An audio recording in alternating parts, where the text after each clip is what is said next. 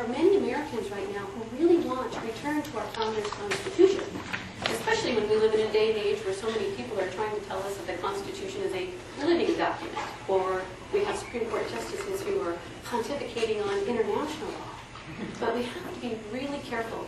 I think we're all way too familiar with political candidate wannabes who will tell us what we want to hear. So, being really curious, I decided to talk to several of these candidates. I wanted to know if they really did understand our Founders' Constitution and, of course, the additional amendments thereafter.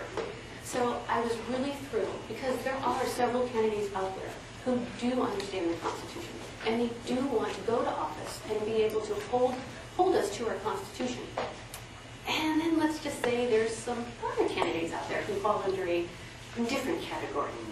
I had one gentleman, this is the funniest to me, he knew that I was really interested in the Constitution because I was the one who had mentioned it to him. He was running in my state legislature.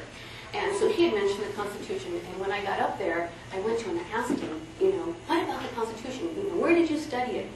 He literally turned around and left. I kind of think he didn't really know a lot about the Constitution.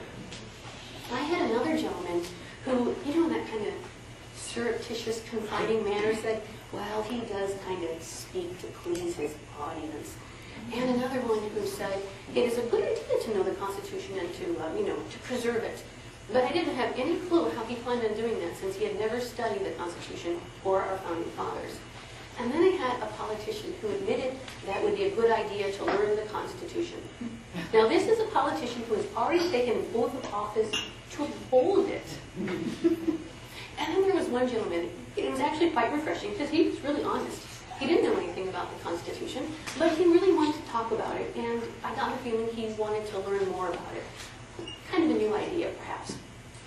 Well, anyway, I think that just goes to show us that we need to be conversant in the Constitution, because that is the only way that we are going to ferret out those candidates who really do uphold the Constitution versus those who are using it as a form of rhetoric, knowing that there are all of us out here. I mean, look at all of you guys here today. We want to return to the Founders' Constitution. But does this not beg that question, how come the candidates don't know the Constitution? I mean, here they are, taking an oath of office for a document that most of them have not even read. And I don't know about you, but what I have personally learned about the Constitution did not come from my government education. We have come a long way from our origins because our Founding Fathers expected us to be an educated electorate. Listen to what George Washington said. A primary object should be the education of our youth in the science of government. In a republic, what species of knowledge can be equally important, and what duty more pressing than communicating to those who are to be the future guardians of the liberty of our country? I think we can all agree that it's extremely important that we understand the foundations of our government and that we are familiar with our unalienable rights. And in fact, we know how to exercise our unalienable rights. Perhaps you are familiar with Benjamin Franklin's admonishment that we had a republic if we could keep it. Thomas Jefferson told us, an enlightened citizenry is indispensable for the proper functioning of a republic. Self-government is not possible unless the citizens are educated sufficiently to enable them to exercise oversight. Well, let's look at the early Americans. Were they as well taught as we're led to believe? Did they know how to personally exercise oversight? Listen to what French jurist de Tocqueville wrote about Americans. He visited in the 1830s. This comes from his book, Democracy in America. An enlightened citizenry, in New England, every citizen receives the elementary notions of human knowledge. He is taught, moreover, the doctrines and evidences of his religion, the history of his country, and the leading features of the Constitution. He also wrote, it cannot be doubted that in the United States, the instruction of the people powerfully contributes to the support of the democratic republic, and such must be the case, I believe, where the instruction which enlightens understanding is not separated from the moral education. If you question him respecting his country, his language will become clear and concise as his thoughts. He will inform you what his rights are and by what means he exercises them. He is well acquainted with the rules of the administration, and he is familiar with the mechanisms of the laws. He also said that the backwoodsmen of America, the frontiermen, were more intelligent than the enlightened, civilized people of France. Yeah, I like that one too. It's been my experience that our students were no longer taught what their rights are, let alone how to exercise them. This is so contrary to the beginnings, the origins of our country. For again, as de Tocqueville tells us, in the United States, politics are the end and aim of education. And finally, Jefferson warned us, if a nation expects to be ignorant and free in a state of civilization, it expects what never was and never will be. So let's take a moment and step back in time. What was happening in our country in the years leading up to the Constitutional Convention? Well, perhaps our education has forgotten to tell us. Let's look at those early struggles of our country and why the world was positively amazed that we survived. And just perhaps, if we look in our past, you might find some solutions for today. Well, after the Revolutionary War, the colonies became, well, let's just say, disunited. They started treating each other like separate countries, and in fact, even enemies. And we were starting to swing the pendulum on the other side, and that's tyranny. The economy was severely depressed.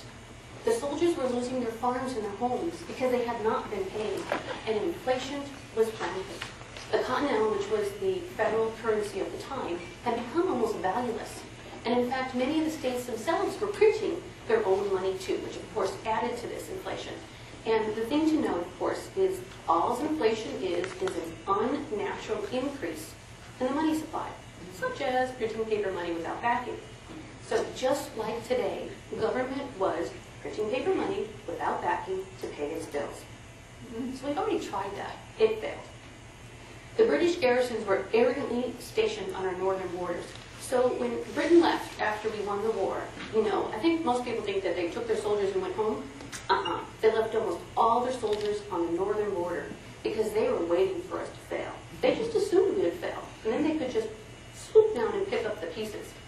Spain in the south was just as eagerly waiting for our demise, and they flagrantly refused Americans access to the Mississippi River, which actually quite a few Americans, when you got farther north, considered it our river. Riots were widespread, and the people were frustrated because the economy was devastated. They were losing their businesses, they were losing their homes, and they were losing their land. Maybe you're familiar with Shays' Rebellion, or that in 1783, American soldiers stormed Congress.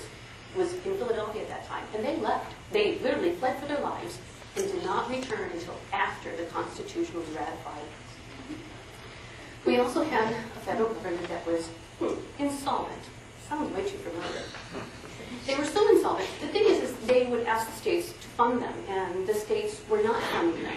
And they could not even repay the interest on the loans that they had borrowed to fund the war. They literally had to go back to these same countries and ask for money just so they could pay this interest. So in 1783, Washington's own army tried to make him king. Well, we know, of course, that he refused. But you might not know that that is not where it ended, because he was really dismayed to find out that the soldiers were still calling for a military dictatorship with or without him. So what he did was he called his officers together for a meeting. And again, he attempted to persuade them to stop this usurpation. But you know what? They weren't in the mood to listen. So in a last-ditch effort, he asked them if he could read them a letter. So he takes out this letter, and his officers watched him and kind of